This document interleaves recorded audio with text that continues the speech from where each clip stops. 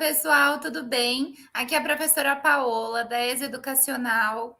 Bom, vou me apresentar um pouquinho para vocês antes da gente começar esse tema de direito constitucional.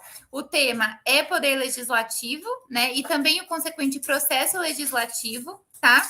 Mas, a princípio, antes eu quero apresentar um pouquinho para vocês quem sou eu enfim, né? Começar assim, tá bom? Meu nome é Paola, eu sou professora aqui da ESO, tá? Sou formada em Direito pela PUC Campinas e fiz mestrado também pela PUC Campinas, com ênfase em Direitos Humanos e Cooperação Internacional, tá bom? Me coloco à disposição desde já. No final dos slides tem o meu contato. Então, qualquer dúvida, enfim, vocês podem falar com a gente, que a gente soluciona isso da melhor forma, tá bom? Bom, eu optei para a gente trabalhar com essa parte de processo legislativo e de poder legislativo. Eu acredito que é um tema muito bacana, muito importante para a gente entender, né? Para a gente conseguir separar isso da melhor forma. E são questões práticas mesmo, né? Que a gente tem tanto isso sendo cobrado em provas, claro, mas também no dia a dia, né? E isso, até para quem não é formado em direito, enfim, é muito interessante, porque a gente consegue ter um panorama de como funciona os poderes da República. E isso é de extrema importância para todos nós, cidadãos brasileiros. Tudo bem? Então vamos lá, pessoal. Bom, para começar esse assunto, né, de poder legislativo, processo legislativo, enfim, eu acho que a principal ideia que a gente tem que trazer são quais as funções do poder legislativo, né? Trazer isso para a discussão e fazer com que a gente entenda cada vez mais que temos, né, funções típicas, funções atípicas, enfim, o que decorre disso. Tá legal? Então vamos lá. Bom, as funções do poder legislativo, gente, temos o seguinte, né? O poder legislativo ele tem duas funções típicas, tá? Então, o que funciona isso? A função típica é aquela exercida por meio, tá? De funções em que ele exerce com predominância, ou seja, majoritariamente, o poder legislativo fará X, Y, Z funções. E em alguns momentos separados disso, ele fará outras, enfim, que não são típicas, e aí são as chamadas atípicas. Tudo bem? Como funções típicas, nós temos duas que são preponderantes. Nós temos a função de legislar e nós temos a função de fiscalizar, tá bom? A função de legislar, ela consiste na tarefa, então, de elaborar leis, elaborar atos normativos, todos esses fatores que inovem no ordenamento jurídico, tudo bem? Por sua vez, a função de fiscalizar se manifesta no controle externo dos atos dos demais poderes estatais, tá bom? O que eu acho legal a gente trazer aqui como destaque, tá? Diferentemente do que a gente costuma pensar, né, entender, enfim, as duas funções tratadas aqui do Poder Legislativo, tanto a função de legislar quanto a função de fiscalizar, elas possuem o mesmo grau de importância, né? Geralmente a gente acha, o Poder Legislativo, legislar, é por aqui que eu fico. Não, tá? Tanto a função de legislar quanto a função de fiscalizar, né? Então, ambas, elas estão no mesmo nível de hierarquia, no mesmo patamar, tá bom? Não há uma melhor do que a outra, uma maior que a outra, enfim. A importância é a mesma. Mas aí, além das funções típicas que nós conversamos agora, a gente tem também as funções atípicas. E o que são essas funções atípicas? Bom, pessoal, essas funções atípicas, elas se comprometem em dois quesitos, né? A primeira é a possibilidade de função administrativa. É quando, por exemplo, o Poder Legislativo ele exerce, né, a realização de concursos públicos para provimento de cargos no poder, tá? Ou até mesmo quando existe uma licitação para comprar um material de consumo daquele órgão, tudo bem? Uma outra função atípica é a função de julgamento, tá? E um exemplo típico, tanto para a prova quanto para a gente ilustrar isso da melhor forma, é quando o Senado Federal processa e julga o presidente da República nos crimes de responsabilidade, tá? Então, por exemplo, na questão do impeachment, né, a gente tem a presença do Senado Federal aí atuando como julgador. Tudo bem? Então, essas são as funções atípicas do Poder Legislativo. E aí, pessoal, como funciona, né, o funcionamento mesmo do Poder Legislativo? De qual forma ele tem a sua execução? Bom, em nível federal, a gente tem que o Poder Legislativo ele é considerado bicameral. O que representa isso? O que significa ser bicameral? Pessoal, ser bicameral representa que representa, né, que o Poder Legislativo, então, ele é representado pelo Congresso Nacional como um todo, e o Congresso Nacional, ele tem duas casas legislativas, por isso bicameral. De um lado nós temos o Senado Federal e de outro nós temos a Câmara dos Deputados. Tudo bem? O Senado Federal, ele é composto por representantes dos estados e do Distrito Federal, né? Então, temos quem? Os senadores. A Câmara dos Deputados, por sua vez, ela é composta por representantes do povo, e aí nós temos os deputados federais. Tranquilo? Essa é a divisão geral de como funciona esse poder legislativo e como ele se divide. Tudo bem? E aí, pessoal, a gente tem também a ênfase, né, para nível estadual e municipal. Nesses casos, diferentemente do âmbito da federação, né, da União, a gente tem que o poder legislativo ele é considerado unicameral. Ou seja, se de um lado a gente tinha antes a bicameral, né, a bicameralidade, que teria o Senado e a Câmara dos Deputados, aqui em âmbito, né, estadual e municipal, nós temos o sistema unicameral. O que significa? Bom, nos estados, o poder legislativo ele é representado pela Assembleia Legislativa, tá? E quem a integra? Os deputados estaduais, né? Do outro lado, os municípios, né? No caso dos municípios, a gente tem o exercício da Câmara Municipal, que é composta pelos vereadores. Tudo bem?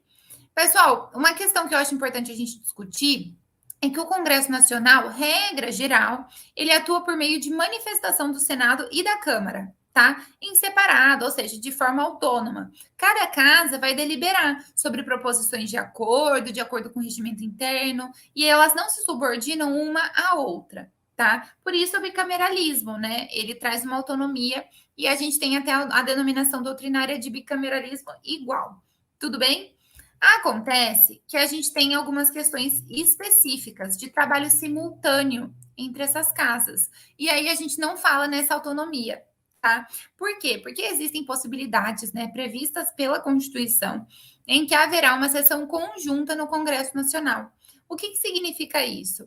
É uma situação diferente das demais, em que as duas casas legislativas se reúnem simultaneamente para poderem deliberar sobre matéria de competência do Congresso Nacional, tá? Mas elas deliberam, pessoal, separadamente, né? E com contagem de votos dentro de cada casa. Tudo bem? Então, isso é importante a gente saber. Então, regra geral, realmente, elas vão trabalhar, né, com autonomia, mas pode acontecer que não, pode acontecer que elas tenham esse trabalho simultâneo, tá? São cenários diferentes. Sobre essa sessão conjunta, o parágrafo 3º da Constituição Federal, né, ele traz algumas possibilidades que eu acho importante a gente destacar aqui. Então, o que significa? Além, né, de outros casos previstos na Constituição, a Câmara dos Deputados e também o Senado Federal reunir-se-ão em sessão conjunta para. Então, aqui ele vai trazer hipóteses possíveis dessa sessão de atuação conjunta que eu falei para vocês. Primeiro, inaugurar a sessão legislativa. A gente já vai ver, tá? Como se denomina essa sessão legislativa e tudo mais. Elaborar o regimento comum e regular a criação de serviços comuns às duas casas. Receber o compromisso do presidente e do vice-presidente da República. Conhecer do veto e também sobre ele deliberar, tá? Então, essas são as possibilidades de atuação em conjunto. Nós também temos outras duas que eu acho importante a gente discutir aqui. Discussão e votação de lei orçamentária, tá? Isso está previsto no artigo 166 da Constituição Federal. E também a delegação ao presidente da República de poderes para legislar. Por quê? Porque, nesse caso, o Congresso Nacional como um todo, tá? Ou seja, a Câmara dos Deputados mais Senado Federal, irá, por meio de uma resolução do Congresso Nacional, conceder ao presidente a competência para editar uma lei delegada. Tudo bem? Gente, eu acho muito importante trazer esse ponto que eu vou conversar agora com vocês para a gente conseguir diferenciar as questões, tá? Primeiro, não se pode confundir, tá? Sessão conjunta com sessão unicameral. Por quê? Porque são situações diferentes, tá? Na sessão unicameral, o Congresso ele atua como se fosse uma casa só. Então, a contagem de votos, por exemplo, ela não é feita separadamente em cada casa, né? Então, por exemplo, os votos dos deputados federais, os votos dos senadores, eles são tomados em conjunto, como se fosse um único órgão mesmo, tá? No caso, né, de quando a gente trata da questão de sessão conjunta, né, que aí é diferente, nesse caso não. Né? No caso da sessão conjunta, os votos não são computados como se fossem um só, tá bom? Existe essa diferença, eu acho que é importante a gente entender isso. E sobre a sessão unicameral que eu falei para vocês, aparentemente, pela Constituição Federal, nós temos apenas uma possibilidade, que está previsto no artigo 3º do ADCT, tá? ADCT, né, pessoal? Atos das disposições constitucionais transitórias, tá bom? Nesse caso, né, na possibilidade de reunião já realizada para aprovar emendas constitucionais pelo processo simplificado de revisão, 5 anos após a promulgação da Constituição, tá? O Congresso, né, nesse caso em específico, ele atua como se fosse uma casa só. Nos demais casos, a gente vê muito mais, né, na verdade, a questão da sessão conjunta, tá bom? E aí, pessoal, como funciona as reuniões do Congresso Nacional? Né? Tudo aquilo que passa pela TV, que a gente costuma. Eu não sei se né, assistem tanto, mas enfim, isso passa pela televisão também. E vamos entender, né, o funcionamento disso, tá?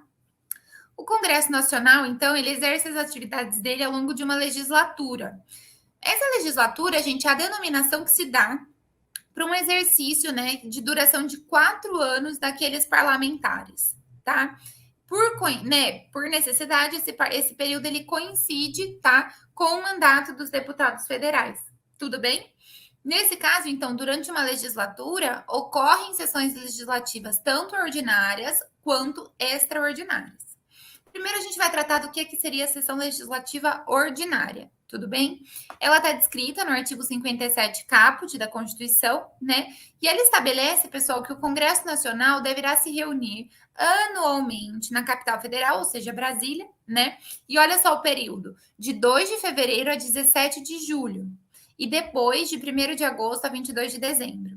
Esse período em que não consta, né, atividade legislativa, sessão legislativa ordinária, são os períodos chamados de recesso, tá bom? Esse seria, então, o que eu falei para vocês, o período normal de trabalho do Congresso Nacional. Tranquilo? Então, vamos lá. Outro ponto que é importante a gente conversar. Cada sessão legislativa ordinária, então, ela vai compreender 2 períodos legislativos, que é 2 de fevereiro a 17 de julho e 1 de agosto a 22 de dezembro. É o período que a gente já conversou. Os intervalos, né, entre esses períodos são chamados recessos parlamentares, que é o que eu falei para vocês agora. E um outro ponto, né, são o que são essas sessões legislativas extraordinárias. É tudo aquilo, pessoal, que ocorre fora do período normal de trabalho do Congresso Nacional. Tudo bem? Então, durante os recessos, né, esses intervalos que nós conversamos, pode acontecer de ter questões especiais que precisam ser deliberadas antes que o Congresso volte para a atividade ordinária, para a sessão ordinária. E aí, nesse caso, nós teremos a chamada sessão legislativa extraordinária. Tudo bem? Tranquilo até aqui? Então, vamos lá. Como funciona essa convocação extraordinária, né? Só o nome já diz, então é uma situação muito diferente, né? Ela é sui generis mesmo do que seria a convocação ordinária, porque eles já estão lá, né? Então a convocação extraordinária ela pode acontecer. A primeira possibilidade é pelo presidente do Senado Federal, tá? Em situações de decretação de estado de defesa ou de intervenção federal, tá? De pedido de autorização para decretação de estado de sítio e também para o compromisso e a posse do presidente e do vice-presidente da República. Então, em ano de eleição, né, janeiro do ano seguinte, haverá a cerimônia, né, de compromisso e posse do presidente da República. Esse é um exemplo prático do que seria a convocação extraordinária desse caso do Congresso Nacional, tá bom? Outra possibilidade, pelo presidente agora da República, ou pelos presidentes da Câmara dos Deputados e também do Senado Federal, né? Ou a requerimento da maioria dos membros de ambas as casas, tá? Então, em caso de urgência ou de interesse público relevante, em todas as hipóteses do inciso, né, falado, com aprovação da maioria absoluta de cada uma das casas do Congresso Nacional, tá? Então, essas duas possibilidades trazem a ideia da convocação extraordinária.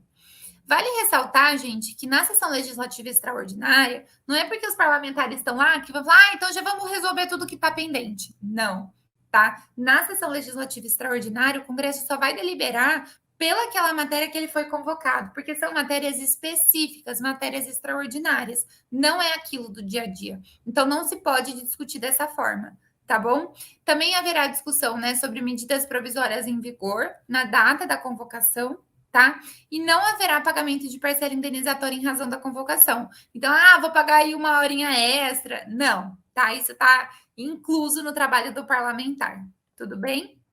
E aí, gente, qual é a estrutura do poder legislativo, né? Como funciona?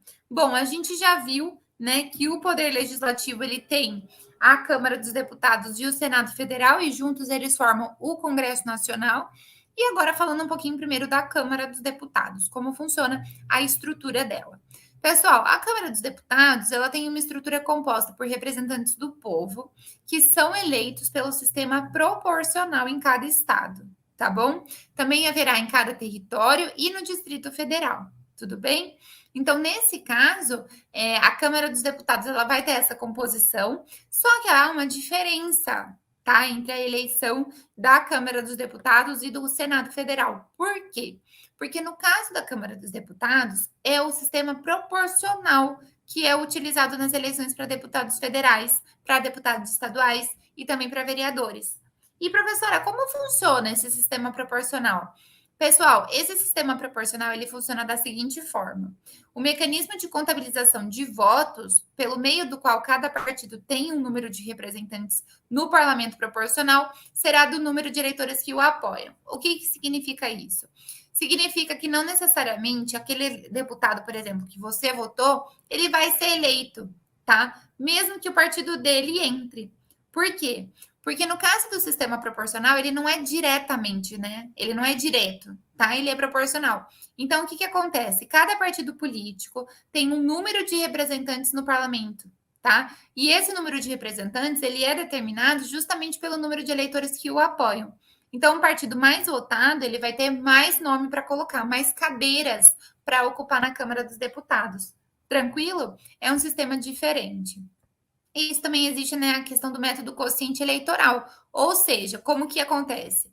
Para viabilizar essa eleição proporcional, adota-se, então, o método do quociente eleitoral, tá? Esse quociente eleitoral, o que significa? É um cálculo de quantas cadeiras devem ser ocupadas por cada partido, tá bom? Então, vai dividir, né, o total de votos válidos em candidatos pelo número de cargos em disputa e haverá aí o quociente eleitoral, tá bom? O total de votos que for obtido por cada partido será dividido pelo quociente que foi formado, e aí chega-se, então, ao número de cadeiras por partido, tá bom? Funciona dessa forma, é meio complicadinho, mas na prática isso tem funcionado certinho, tá? E aí, gente, o que eu quis trazer aqui para vocês? A questão, né, de deputado federal, enfim, o número total e tal, como funciona isso? O artigo 45, parágrafo 1º da Constituição, ele prevê que o número total de deputados federais, bem como a representação por estado e também pelo Distrito Federal, será estabelecido por lei complementar, tá bom? Então a representação ela tem que ser proporcional à população e aí terão ajustes necessários no ano anterior das eleições para que nenhuma das unidades da federação tenham menos de 8 ou mais de 70 deputados. Então tem um mínimo de 8 e um máximo de 70, né, o número de deputados que deve ser cumprido, tá bom? Curiosidades importantes da gente entender sobre o poder legislativo. Atualmente, nós temos o número total de deputados federais de 513, tá? A representação por unidade da federação é proporcional à população e não ao número de eleitores. Gente, isso tem que deixar assim claro, cristalino para vocês, porque isso cai em prova, tá? E é importante a gente saber também para o dia a dia, né? Outro ponto é que os territórios federais, eles têm um número fixo de 4 deputados federais, tá? Então, não é certo dizer, né, que o número de deputados federais é proporcional à população dos territórios, porque sempre será o número de 4. Tranquilo? E aí, gente, então a gente já entendeu, né, que na parte do sistema proporcional, o voto, então, é de partido, né, e que perde o mandato o deputado que, sem razão legítima que justifique, né, cancelar a sua filiação partidária ou se transferir para outro partido, tá bom? Regra geral, aquele deputado, ele está necessariamente vinculado ao partido. Então, se ele sai do cargo. O STF, entretanto, todavia, contudo, porém, ele previu algumas exceções que são importantes a gente conversar aqui, tá bom? O STF, então, ele considera algumas situações em que tornam legítimo o desligamento voluntário do partido. E aí, nesse caso, o parlamentar ele pode instaurar, perante a Justiça Eleitoral, um procedimento para demonstrar a ocorrência das situações excepcionais, né, que ele se enquadra, e aí manteria, então, a sua titularidade do mandato eletivo, tá? Existem essas situações, né, e quais são? A possibilidade de mudança significativa de orientação programática do partido ou comprovada perseguição política. Nesses dois casos, há a possibilidade, né, que será analisada pela Justiça Eleitoral, do parlamentar se desligar daquele partido e ainda assim continuar com o seu mandato. Tudo bem? Vamos lá. E agora falamos, né, da Câmara dos Deputados e agora a gente vai falar do Senado Federal. Como funciona o Senado Federal?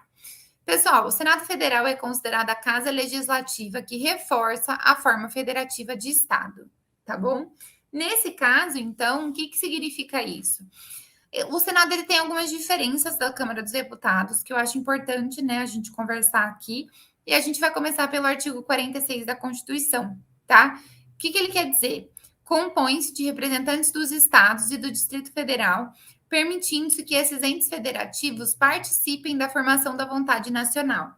Os senadores, eles são eleitos pelo sistema majoritário simples e considera-se eleito o candidato com maior número de votos nas eleições, excluídos os votos em branco e os nulos em um só turno de votação. É diferente da Câmara dos Deputados. Deu para perceber bem, né? Então, esses são os pontos, é dessa forma que o Senado Federal se compõe, tá? É dessa forma que ele se elege, né? E os senadores eleitos, então, vale ressaltar que é diferente porque é só um turno de votação, né? Então, são esses pontos do Senado que eu acho importante a gente falar. Outra questão. É requisito de elegibilidade para o cargo possuir idade mínima de 35 anos, tá? E ter a nacionalidade brasileira, seja nato ou naturalizado. É diferente já da idade de deputado, né? Deputado, a idade é 21, tudo bem? Então, tem esses pontos que são diferentes, né? Entre os dois órgãos aí do Congresso Nacional que nós estamos conversando, tá? É necessário também, né, ter a nacionalidade brasileira, ele pode ser nato ou naturalizado, tudo bem? E aí, pessoal, como funciona essa divisão, né? Cada estado, tá? E o Distrito Federal também elegem 3 senadores. E esses senadores terão um mandato de 8 anos. Acontece que a representação de cada estado do Distrito Federal será renovada de 4 em 4 anos. Ah, mas não é igual, professora? Não. Por quê? No caso do Senado, essa renovação é alternada. Então, a cada 4 anos, uma vez será alternada 1/3 daquele corpo, né, de senadores, e no outro, né, após 4 anos novamente, será realizada os 2/3, tudo bem? Então, são cenários diferentes, tá? E a gente tem que se adequar a essas possibilidades. Vamos lá. Cada senador, ele é eleito com 2 suplentes, tá? E se tiver o caso de renúncia ou perda do mandato de um senador da República, deve ser chamado para assumir a vaga do Senado seu primeiro suplente. Se o primeiro tiver impedido, aí será a vaga para o segundo suplente, tá bom? Ocorrendo vaga e não havendo suplente, será feita então uma eleição para preencher se faltarem mais de 15 meses para o término do mandato, tá? Percebam, né, gente? São algumas peculiaridades aí da estrutura do Senado Federal. E aí a gente vai para um assunto que cai muito em prova mesmo e que é muito importante a gente entender. Qual que é? É a ideia das mesas diretoras, gente. O que são essas mesas diretoras? Bom, em cada uma, né, das casas legislativas existe, tá, uma mesa diretora e assim denomina-se o órgão responsável pela condução dos trabalhos legislativos e administrativos, tá? E aí a gente tem então a mesa da Câmara dos Deputados, a mesa do Senado Federal e temos também a mesa do Congresso Nacional. Nós temos essas 3 mesas e é de fundamental importância que a gente entenda a diferença entre elas, tá bom? Outra ideia que eu quero conversar com vocês aqui. A mesa do Congresso Nacional, ela é presidida, tá? A princípio, né, pelo presidente do Congresso, do Senado Federal, tá bom? Então, no caso da mesa do Congresso, quem vai presidi-la é o presidente do Senado Federal, tá? Os demais cargos serão exercidos alternadamente, tanto pelos ocupantes dos cargos equivalentes na Câmara dos Deputados e também no Senado Federal, tá?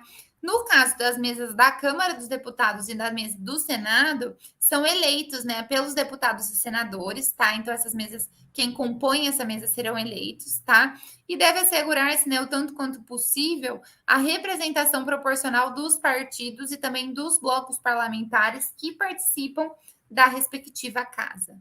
Tranquilo? É bastante informação, né, gente? Mas é importante a gente entender todos esses pontos, porque são mesmo o que é aplicado no dia a dia. Nós temos também a ideia do mandato dos cargos da mesa. Como funciona? Bom, o mandato tem duração de 2 anos, tá? Para as 3 mesas que a gente conversou aqui, e é vedada a recondução para o mesmo cargo na eleição subsequente, tá? O STF ele tem um posicionamento de que essa vedação somente se aplica dentro de uma mesma legislatura, tá? E que então nada impede a recondução no âmbito de uma legislatura diferente. É uma posição do STF, então deve ser cumprida. Tudo bem? Sobre o poder legislativo, pessoal, a gente também tem aí as comissões parlamentares, né? Como funciona essa ideia? Acho que vocês já ouviram muito falar das CPIs. As CPIs são uma espécie, né, de comissão parlamentar, é a comissão parlamentar de inquérito. Tudo bem? Bom, as comissões parlamentares, então, elas são órgãos, né, considerados de natureza técnica, e eles são criados pelas casas legislativas para facilitar alguns trabalhos incumbidos por essas casas, né, por esse poder legislativo, tá? São criadas, né, por cada casa separadamente, tá?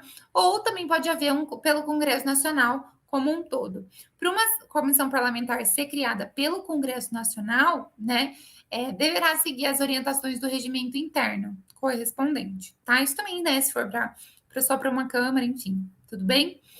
Quando constituídas no âmbito de cada casa, né? Então, se for comissão parlamentar, por exemplo, da Câmara dos Deputados ou do Senado Federal, elas serão compostas por deputados, tanto no caso da comissão da Câmara, ou de senadores, se a gente estiver falando da comissão do Senado, né?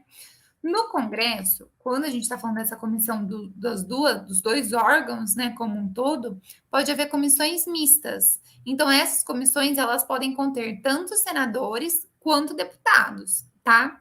E aí, na constituição de cada comissão, deve ser assegurada, né, tanto quanto possível, a representação proporcional dos partidos e também dos blocos parlamentares que participam da respectiva casa, tá bom?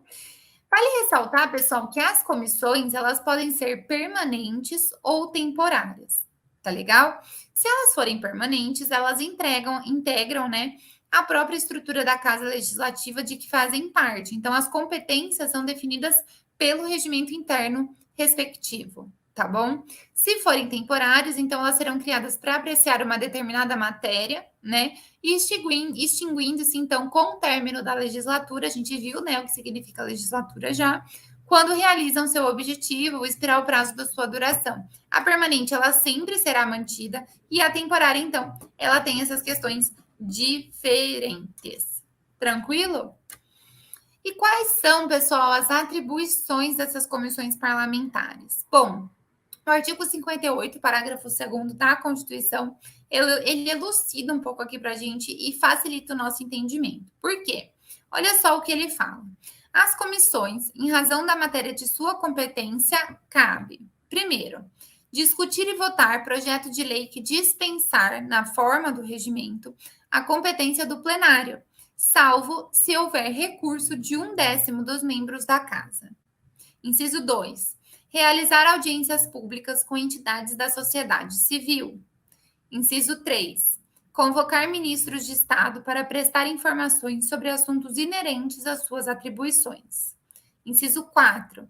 Receber petições, reclamações, representações ou queixas de qualquer pessoa contra atos ou omissões das autoridades ou entidades públicas. 5. Solicitar depoimento de qualquer autoridade ou cidadão. 6. Apreciar programas de obras, planos nacionais, regionais e setoriais de desenvolvimento e, sobre eles, emitir parecer. Então, essas são as atribuições, né, de competência das comissões parlamentares.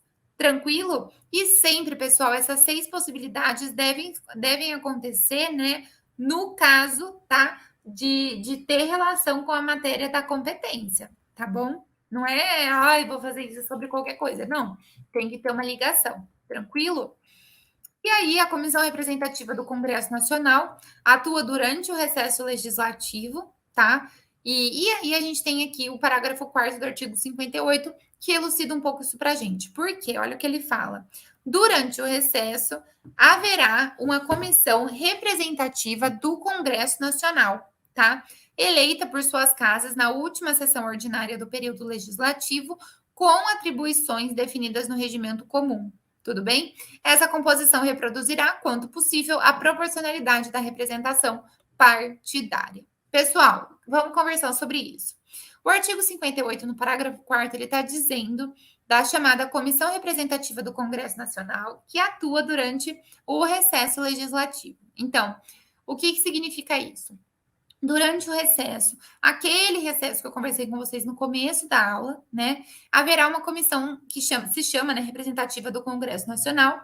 E essa comissão, como ela funciona? Bom, ela será eleita, né, pelas suas casas na última sessão ordinária, né? Porque justamente é para ela atuar no caso de extraordinária, né? No período legislativo e terá atribuições definidas no regimento comum. E a sua composição tentará ao máximo reproduzir uma proporcionalidade de representação partidária. Tudo bem, pessoal? Vamos para a próxima.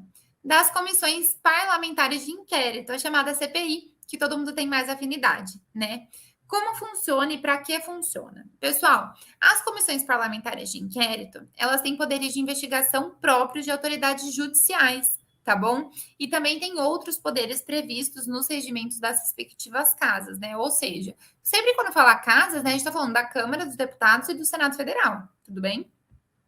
Bom, elas serão criadas pela Câmara dos Deputados e também pelo Senado Federal, podendo ser criadas em conjunto entre as duas casas ou separadamente, tá? Será realizado um requerimento de 1/3 de seus membros para apuração de fato determinado e também por prazo certo, né? Sendo suas conclusões, e se for o caso, tá? Encaminhadas ao Ministério Público, tudo bem? Nesse caso, né, será promovida a responsabilidade civil ou criminal dos infratores. Tranquilo? Então, regra geral é isso que é uma comissão de inquérito, né, parlamentar de inquérito.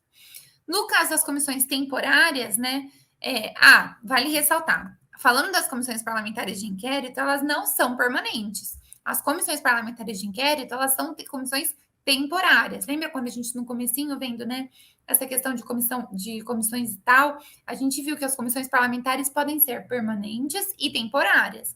No caso da CPI, Comissão Parlamentar de Inquérito, a gente está falando sempre de comissões temporárias. Por quê? Porque elas têm um tema específico para ser investigado, tudo bem? São criadas, então, pelas casas legislativas, a gente já viu que em conjunto, né, ou separadamente, tá? Para realizar, né, no caso, a investigação parlamentar, tá bom? Produzirá um inquérito legislativo e olha só, esse inquérito legislativo ele é uma função típica de fiscalização que está sendo realizada pelo Poder Legislativo, né? Olha como a gente consegue vincular uma questão à outra. Vale ressaltar que a CPI não tem papel de julgamento, nem de acusação, nem de promoção de responsabilidade, tá? A função da CPI, então, ela é meramente investigativa, tá? Por quê? Porque as conclusões serão enviadas para o Ministério Público e aí ele sim promoverá a responsabilidade civil ou criminal dos infratores. Tudo bem? E aí, gente, temos os requisitos constitucionais para a criação das CPIs, né? Quais são eles? Bom, requerimento de 1/3 dos membros da Casa Legislativa, indicação de um fato determinado a ser investigado, né? Fixação de prazo certo para os trabalhos da CPI, tudo bem? E aí a gente tem também as competências da CPI que foram atribuídas pelo STF. Quais são essas competências? Primeiro, convocar particulares e autoridades públicas para depor, realizar, né, perícias, exames necessários à dilação probatória e também requisição de documentos e busca de todos os meios de prova legalmente admitidos, tá? E também a determinação de quebras do sigilo bancário, fiscal e telefônico do investigado, tá bom? Eu quis trazer aqui também para vocês o que as CPIs não têm competência. Por quê? Porque às vezes isso se confunde, tá? Então eu quis deixar o mais claro possível, tudo bem? Bom, então as CPIs não têm, pessoal, atenção, não tem agora. A gente já viu porque ela tem, agora já viu porque ela não tem, tá bom? Elas não têm competência para decretar prisões, exceto no caso de flagrante delito. Elas não têm competência para determinar a aplicação de medidas cautelares, por exemplo, indisponibilidade de bens, arresto, sequestro, hipoteca judiciária, ou ainda proibição de ausentar-se da comarca, né, ou do país, tá? Proibição ou restrição, né, de assistência jurídica aos investigados, isso porque a Constituição Federal assegura a indispensabilidade e a imunidade do advogado como princípios constitucionais, né? Não pode determinar anulação de atos do Poder Executivo, tá? Sob pena de violação ao princípio da separação dos poderes. Não pode determinar a quebra do sigilo judicial, pois nem membro, né, do judiciário tem essa competência, tá? Determinar, então, a interceptação telefônica também não pode, porque é um ato reservado para a competência jurisdicional, tudo bem? Determinar, né, a busca e apreensão domiciliar de documentos, tá? Também não pode. Isso porque, gente, a inviolabilidade domiciliar, né, que é garantida constitucionalmente, ela não pode ser violada por ato de CPI. Na Constituição, há a previsão de necessidade tanto de ordem judicial, né, para que se possa realizar a busca e apreensão domiciliar dos documentos. Bom, também não pode apreciar atos de natureza jurisdicional, por exemplo, decisões judiciais, porque aí você fere o princípio da separação dos poderes. Também não pode convocar o chefe do Poder Executivo, tá? Só pode convocar para prestar informações ao Poder Legislativo, sob pena de crime de responsabilidade, os ministros de Estado, né? Ou qualquer titular de órgão diretamente subordinado à presidência da República. Mas o chefe do Poder Executivo não pode ser convocado pela CPI, tá bom? Outras atribuições aqui, né? Agora falando das atribuições do Poder Legislativo. Primeiro, falando sobre o Congresso Nacional como um todo, né? As atribuições dele estão previstas no artigo 48 e 49 da Constituição. No 48 tem atribuições que dependem de sanção do presidente da República, tá? Então dependem de edição de lei, né? E o artigo 49 tem atribuições que independem de sanção do presidente, tá? São aí efetivadas mediante decreto legislativo. Essa é uma diferença fundamental da gente entender, tudo bem? Outra questão, gente, cabe ao Congresso Nacional, tá, com a sanção do presidente da República, agora falando do artigo 48, que são essas atribuições que dependem de sanção do presidente da República, então depende da edição de lei. Voltando agora para a leitura. Ó, o artigo 48, então, que ele fala: cabe ao Congresso Nacional, com a sanção do presidente da República, não exigida para esta, o especificado nos artigos 49, 51 e 52, isso é outro assunto, dispor sobre todas as matérias de competência da União, especialmente sobre. Pessoal, antes de eu falar sobre essa competência do Congresso Nacional, então, dependendo de edição de lei, né, porque tem a sanção do presidente da República, eu quero lembrar vocês que quando a gente trata de especialmente sobre, nós estamos falando de um rol meramente exemplificativo, tá? Então, nesse caso, haverá, né, pode haver outras competências que não estejam aqui presentes, tudo bem? Então, vamos lá. Primeiro, sistema tributário, né, arrecadação e distribuição de renda, né? O plano plurianual, diretrizes orçamentárias, orçamento anual, operações de crédito, dívida pública e emissões de curso forçado, fixação e modificação do efetivo das Forças Armadas, planos e programas nacionais, regionais e setoriais de desenvolvimento, limites do território nacional, espaço aéreo e marítimo e bens do domínio da União, incorporação, subdivisão ou desmembramento de áreas de territórios ou estados, ouvidas, né, as respectivas assembleias legislativas, tá? Transferência temporária da sede do governo federal, concessão de anistia, organização administrativa, judiciária do Ministério Público e da Defensoria Pública da União e dos territórios, e também organização judiciária e do Ministério Público do Distrito Federal, Criação, transformação e extinção de cargos, empregos e funções públicas, observado, né, o que estabelece no artigo 84, inciso 6º, a linha B. Criação e extinção de ministérios e órgãos da administração pública, telecomunicações e radiodifusão, matéria financeira, cambial e monetária, instituições financeiras e operações, moeda, seus limites de emissão e montante da dívida mobiliária federal, fixação do subsídio dos ministros do Tribunal Federal, Supremo Tribunal Federal, observado que dispõe, né, os artigos citados, o que basta aqui a gente entender, né, que é a fixação do subsídio dos ministros do STF, tudo bem? E aí, pessoal, o artigo 49, só lembrando vocês, é aquela posição, né, que eu falei que relaciona as atribuições que independem de sanção do presidente. Então, basta um decreto legislativo para funcionarem. Não precisa ir de uma autorização, né, de uma sanção do presidente da República. Tá bom? É isso então. Tudo certo? Agora vamos lá. Cabe ao Congresso Nacional, a gente já viu essa parte. O artigo 49, ele trata, né, de uma outra parte que também é fundamental a gente entender. Eu já falei para vocês, então, que nesse caso, né, não tem, tá, a participação, a necessidade de sanção, né, do presidente da República, tá bom? E aí, olha só o que fala o artigo 49. Vamos lá. É da competência exclusiva do Congresso Nacional, tá? Aqui. Resolver definitivamente sobre tratados, acordos ou atos internacionais que acarretem encargos ou compromissos gravosos ao patrimônio nacional. Autorizar o presidente da República a declarar guerra, celebrar a paz, permitir que forças estrangeiras transitem pelo território nacional ou nele permaneçam temporariamente, ressalvados os casos previstos em lei complementar, tá? Autorizar o presidente e o vice-presidente da República a se ausentarem do país quando a ausência exceder a 15 dias. Pessoal, o que eu acho muito importante a gente conversar com você, eu conversar aqui com você.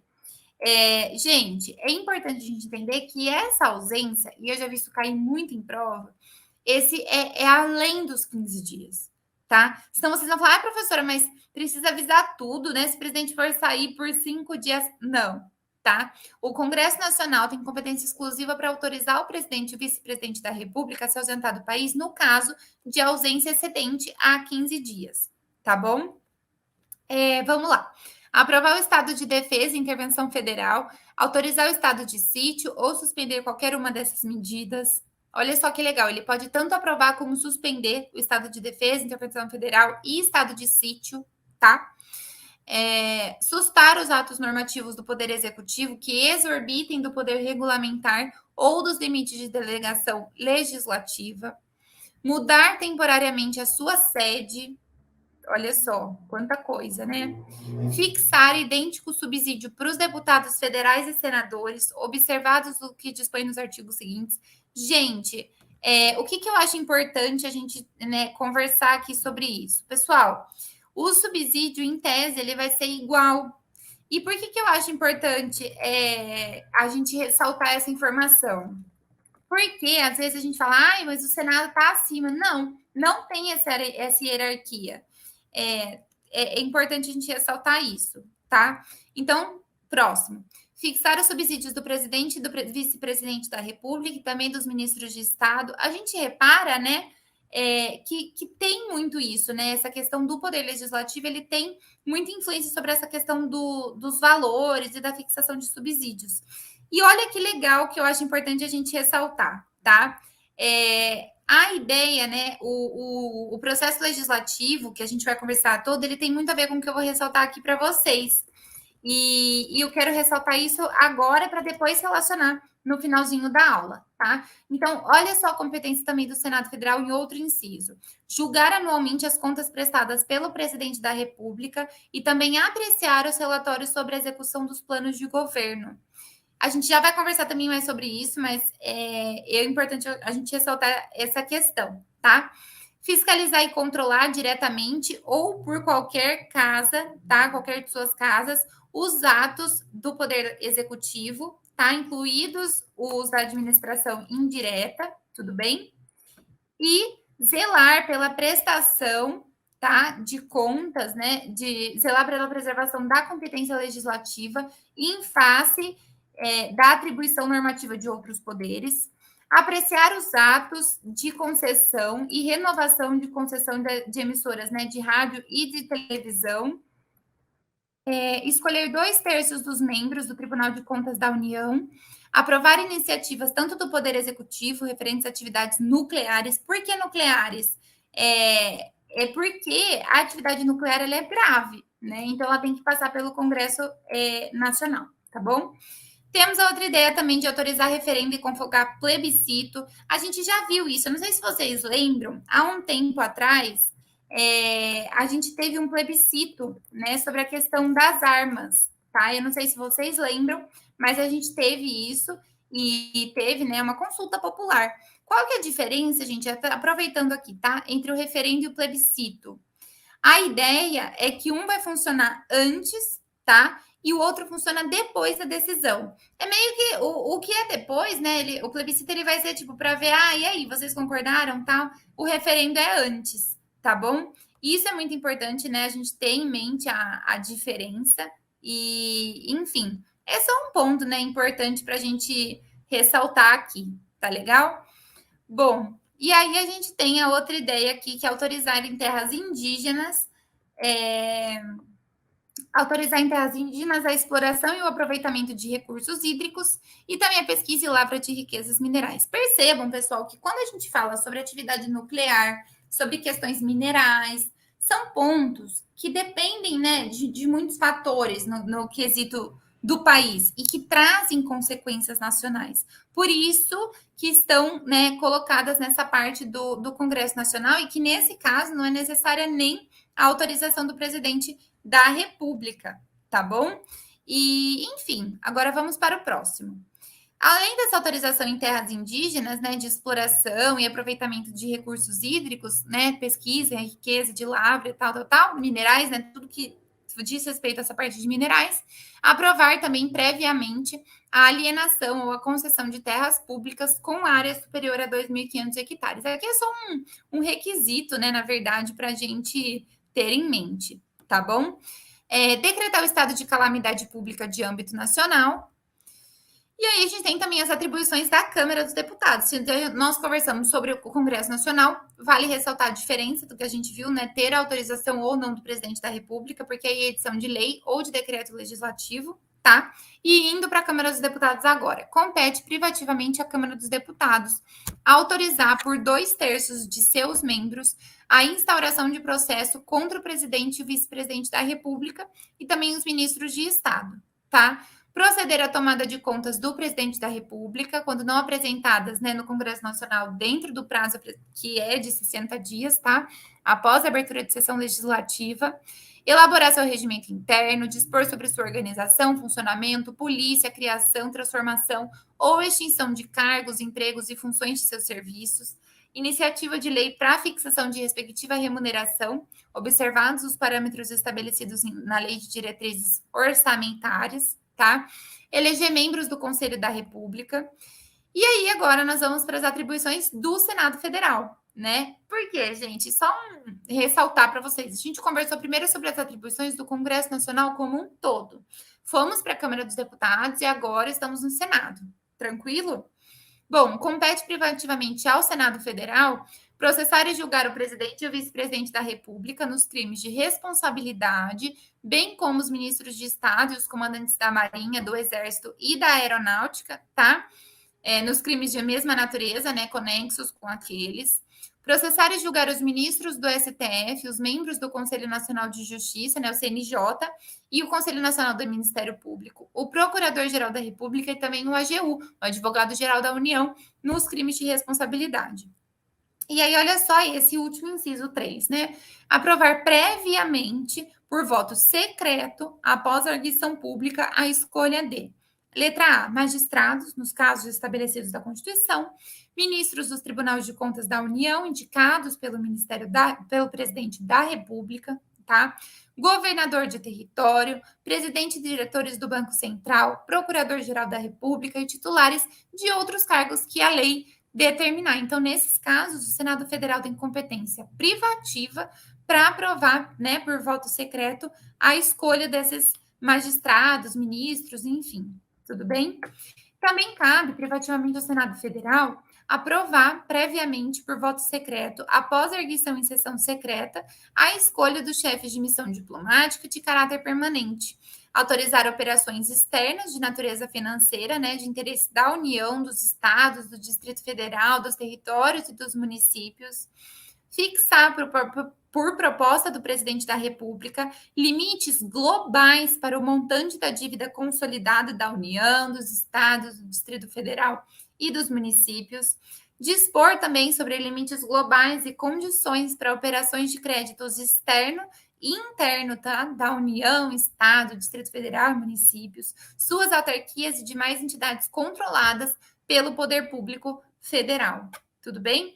Dispor sobre limites e condições para concessão de garantia da União em operações de crédito externo e interno, estabelecer limites globais e condições para o montante da dívida mobiliária dos estados, do Distrito Federal e dos municípios, suspender a execução no todo ou em parte de lei decretada inconstitucional por decisão definitiva do STF, aprovar, por maioria absoluta e por voto secreto, a exoneração de ofício do PGR, né, do Procurador-Geral da República, antes do término de seu mandato, e elaborar seu regimento interno.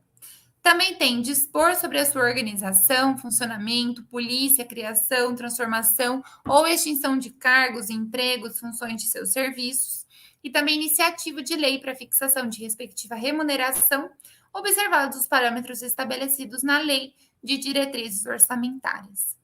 Eleger membros do Conselho da República, avaliar periodicamente a funcionalidade do sistema tributário nacional em sua estrutura e seus componentes, tá?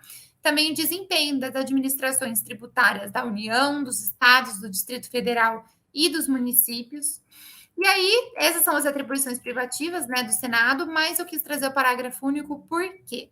Nos casos previstos dos incisos 1 e 2, ou seja, processar e julgar o presidente e vice-presidente da República nos crimes de responsabilidade, também ministros de Estado, comandantes da Marinha, do Exército, da Aeronáutica, de crimes de mesma natureza, conexo com aqueles, tá?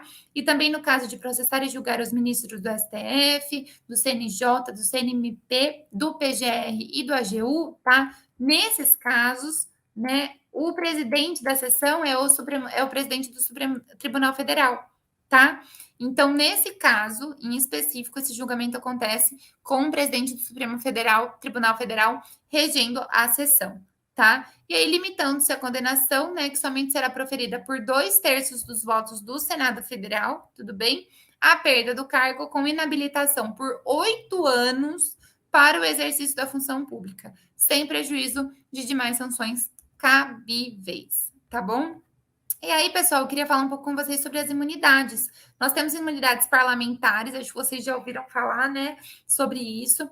Elas não são privilégios, tá? São garantias funcionais para permitir o exercício do mandato com independência, autonomia, sem censura, abusos e controles e pressões de outras, né, poderes, enfim, sobre o poder legislativo. Aqui a gente está falando dele, né? São prerrogativas de ordem pública e são, portanto, irrenunciáveis, tá? Podem ser materiais, quando a gente fala, né, de inviolabilidade, né, civil e penal por opiniões, palavras e votos, tá?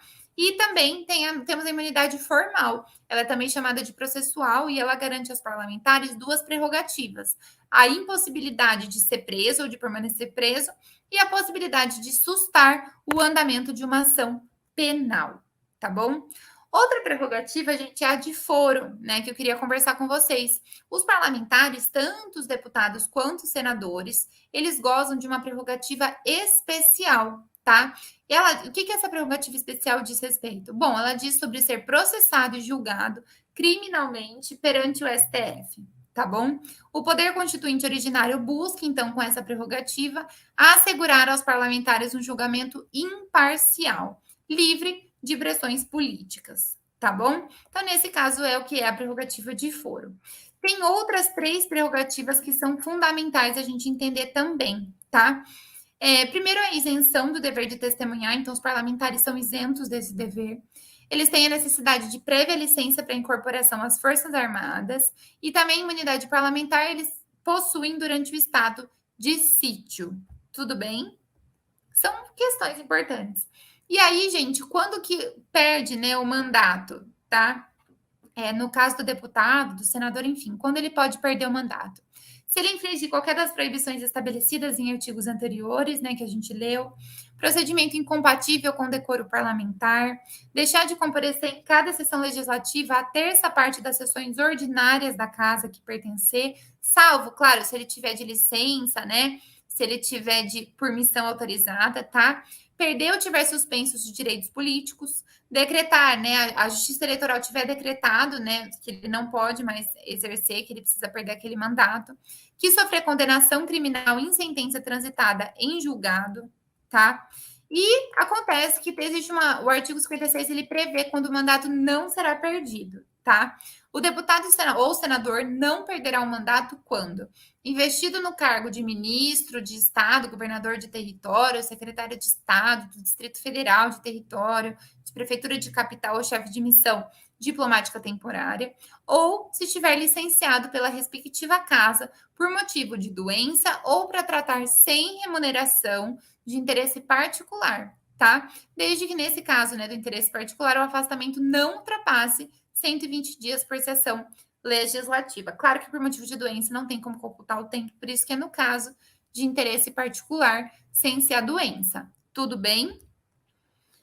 E aí a gente vai conversar um pouquinho sobre o processo legislativo constitucional. É mais uma pincelada para a gente compreender, né? O que é o processo legislativo, gente? O processo legislativo nada mais é do que a elaboração de emendas à Constituição, leis complementares, leis ordinárias, leis delegadas, medidas provisórias, decretos legislativos e resoluções, tá bom? Haverá uma lei complementar que disporá sobre essa elaboração, essa redação, essa alteração e consolidação das leis criadas por meio do processo legislativo, tá bom? Mas a gente tem que entender isso. O que acontece? O que muda nessas emendas e leis complementares, ordinárias, porque os nomes mudam. Tem um quórum de aprovação diferente, então maioria absoluta, maioria simples, maioria relativa, 2/5, 3/5, 1/3, 2/3. Então, esses pontos alteram, mas no geral a gente tem que entender aqui que o processo legislativo ele compreende justamente essa elaboração de leis, emendas, enfim, tudo isso que a gente leu aqui, tá? E aí, gente, assim, para a gente conseguir entender bem, né? O processo legislativo, então, ele é um mecanismo em que qual serão elaboradas essas normas que a gente conversou, né? Ele é a sucessão de atos que são necessários para a elaboração dessas normas, né? É o trâmite de produção de cada ato normativo. A gente tem o procedimento legislativo comum, que é destinado para elaborar leis ordinárias, tá? E a gente tem o procedimento legislativo especial. Qual que é a diferença entre eles? O processo legislativo comum, que é destinado para elaborar leis ordinárias, ele pode ser procedimento legislativo ordinário, que é um procedimento mais completo, não existe prazos definidos para encerramento das fases de discussão, né, deliberação e votação, porque não tem imposição de prazo, é um procedimento que permite, portanto, um estudo mais aprofundado sobre matérias objeto do projeto de lei. Temos também um procedimento legislativo sumário, que ele possui as mesmas fases do procedimento legislativo ordinário, mas existe na imposição de um prazo para encerrar a fase de discussão, né, de deliberação e também de votação. E também pode ser um procedimento legislativo abreviado, né? É o procedimento que se aplica a projetos de lei que, na forma de tais regimentos internos de cada casa legislativa, dispensam, por sua vez, a discussão, né, a deliberação e votação em plenário, tá? Esse procedimento legislativo abreviado, a gente tem projeto de lei aprovado que é diretamente pelas comissões. Então, eles não passam pelo plenário. Essa é uma diferença, tá? E o procedimento legislativo especial, ele é destinado para a elaboração de outras espécies normativas primárias. Então, se aqui a gente conversou sobre a elaboração de leis ordinárias e aqui a gente viu que além das ordinárias temos todas as outras, aqui no caso de procedimento legislativo especial, será justamente a destinação para elaborar as outras espécies normativas primárias. Quais são elas? Leis complementares, leis delegadas, medidas provisórias, emendas constitucionais, decretos legislativos e resoluções. Então, essa é a diferença que eu queria trazer para vocês sobre o processo legislativo, né? Ele nada mais é do que essa elaboração, né, de emendas, leis, enfim, toda a produção da norma jurídica, tá? Uma lei complementar vai dar esse auxílio de elaboração, redação, alteração e consolidação das leis, né? E o processo legislativo, então, ele é esse mecanismo que efetivo, ele pode ser comum, e aí, se for comum, ordinário, sumário e abreviado, e se for especial, ele é para justamente as outras normas que não a lei ordinária. Então, complementar, delegada, medida provisória, emenda constitucional, decreto legislativo e resoluções. Tranquilo? Pessoal, isso é o que eu queria conversar com vocês nessa aula. Acho que a gente conseguiu discorrer bem, né, sobre o poder legislativo, suas funções, estrutura, atribuições, competência e um pouquinho também sobre o processo legislativo. Eu fico por aqui, agradeço a atenção de vocês e me coloco à disposição para eventuais dúvidas. Obrigada e até mais.